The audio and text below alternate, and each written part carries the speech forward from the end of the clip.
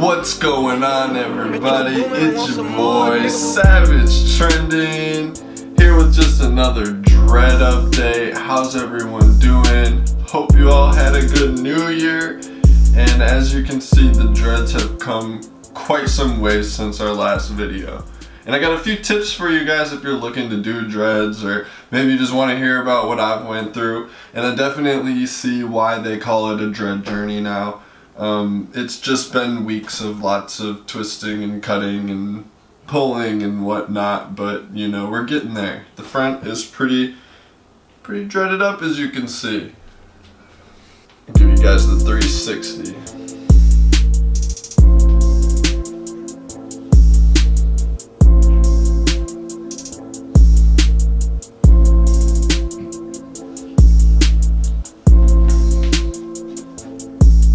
So yeah, after my experience, one thing I would say for sure is if you're gonna try and do freeform dreads like I have, you have to have someone that you can use on like a weekly or bi-weekly basis to help you like twist it and kind of separate them and just make sure things are going okay, or you're just gonna have a big matted fuzzy mess. It's gonna be terrible.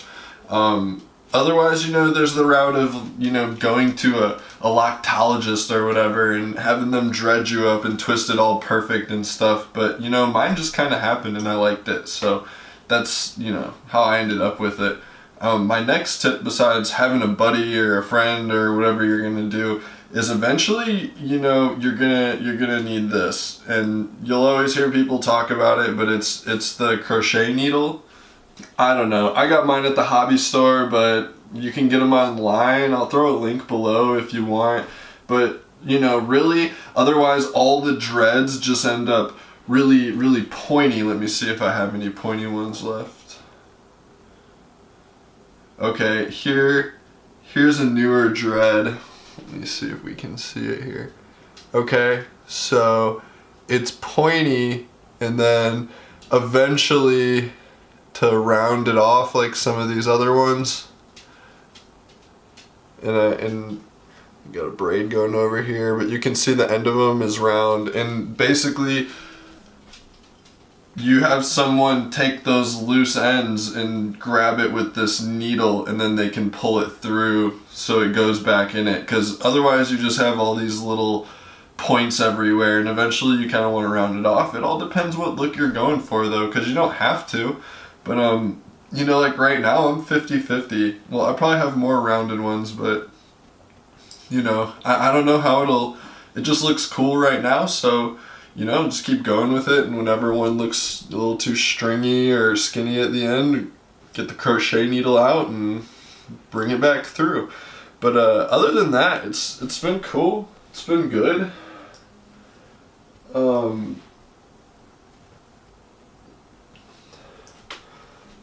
Dyeing the roots is actually probably easier with dreads, because you can literally just kind of lift the dreads up and brush all around it, and it's actually not too bad. And even bleaching the dreads themselves, you can just kind of soak them in bleach.